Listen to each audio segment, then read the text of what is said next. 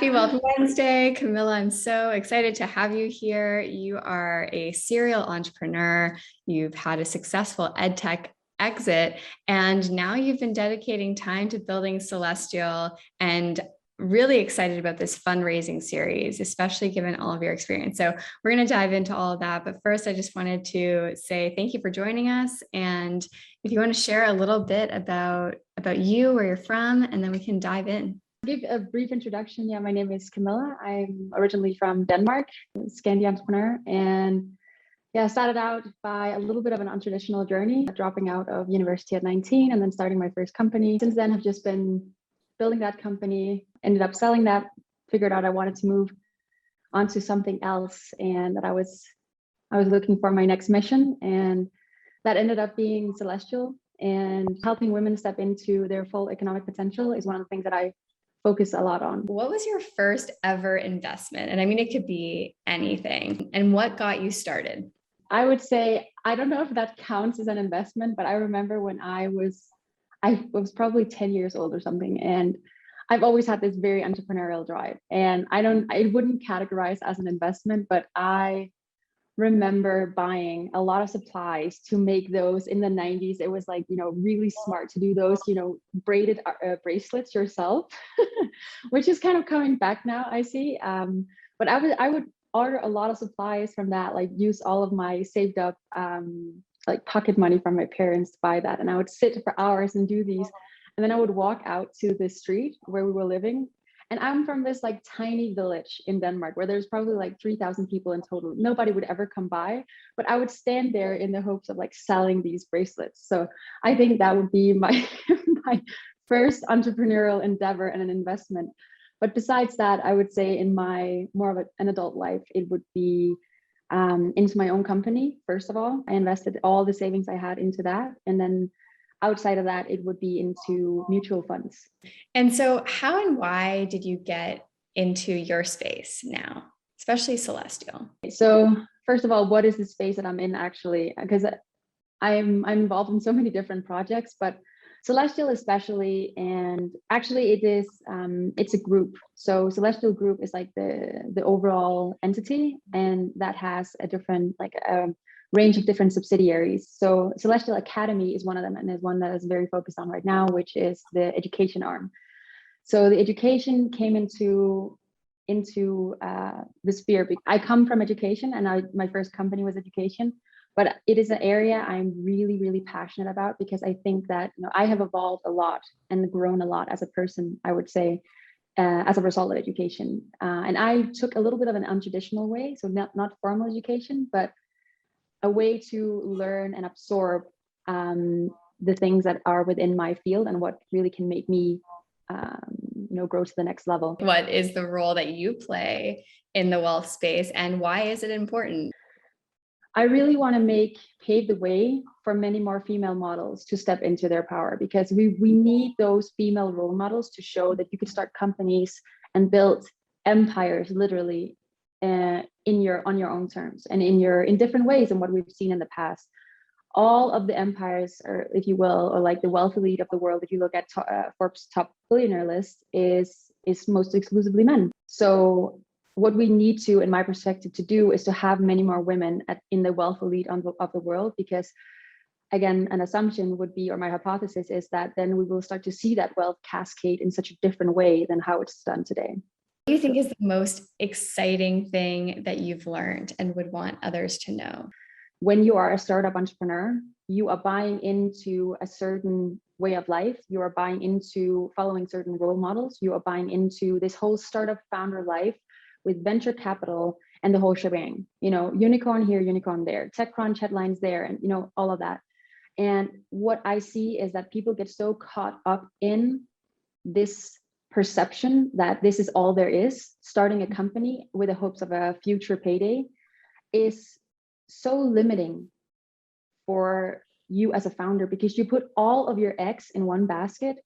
I for my entire time as a founder in the tech industry, I couldn't justify to myself starting to learn about different investments, or the crypto market that was really taking off, and like all these different things. because I felt like I had such an obligation to my investors. I had such an obligation to the team that I could only do this. I could not justify doing anything else. And what it turned out to be was an exit that was definitely not ideal based on what I would have expected. And I think that's another story, but I think many more founders should talk about this. It was great and I got a really good deal that I was happy about, but it was not what I thought it would be when I started the company.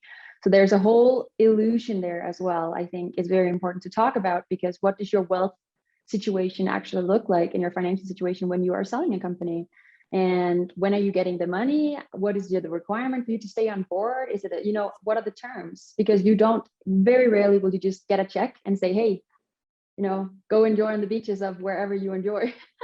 That's not how it works. So I think it's important to take a step back and look at basically distributing your risk and your reward across different segments of assets. And that is what I really come into, starting to look at myself as an investor instead of an entrepreneur. I'm definitely still an entrepreneur. I don't think I will ever put that on the shelf, but the investor role for me is so much more present and important. So just be aware that startup founders and startups is one tiny little corner of the financial market as a whole. And the money that you are getting from venture capitalists is a fragment, that their money is coming from insurance companies and family offices and banks and universities and what's not. So they look at their massive fortunes, and then they say, okay, this tiny percentage will go to venture capital as a high risk, potentially high reward thing, and then that is then in turn invested into founders. Who is a person or a company that inspires you in this space, and why? What I find very inspiring and what I aspire to do myself is to really create from my own genius. And it might sound so, woo-woo, but I really do believe, and that's the whole premise that Celestial was founded on. The whole group is founded on this concept that there is and this is not about men and women. This is about the feminine and the masculine. Because we have had centuries now of creating and working and doing business from a very masculine place, where I do my business, I build my company, you work for me, and it is me who is, accumulating the wealth and all this. And it is on the backs of many, many other people. And not that that is a bad thing necessarily. It is, not none of that, but I just think it can be done in such a different way. I think it can be done in a much more collaborative, much more inclusive way, where we include many more people in this wealth and value creation journey along the way. So what advice would you give to someone getting started, either as a founder or even maybe angel investor in this venture space? Since I think you have such great context and knowledge about that. I would really, spend some time on looking inwards. I would figure out, what are my motives for doing this? Why am I doing it? I know that personally, and that's very personal to me, right? But the reasons why I started my first company was to prove that I was good enough to my parents. And it's one of some of those things that we all carry around, and we have these intrinsic motivations that might be present or might not be present. But figuring out why you're doing something and really diving into the core of it, I think is extremely important.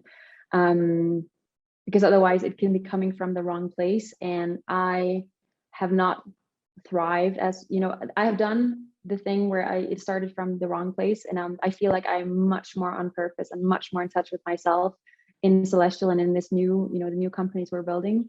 And I thrive so much better. I'm able to build this on my terms. Mm-hmm. So I think the why behind it and the purpose, and I know it's something that's said so often, but it's just so incredibly important. And like, what is the intention with what you're building for yourself? Also, like, yes, serving the world and the philanthropic angle and all of these things is, super present in the tech space, and like, oh, we're doing it for the greater good and all these things, and that's all great and it's important and we need these things, but don't forget yourself in there, because you are sustaining the business and will be for a long time.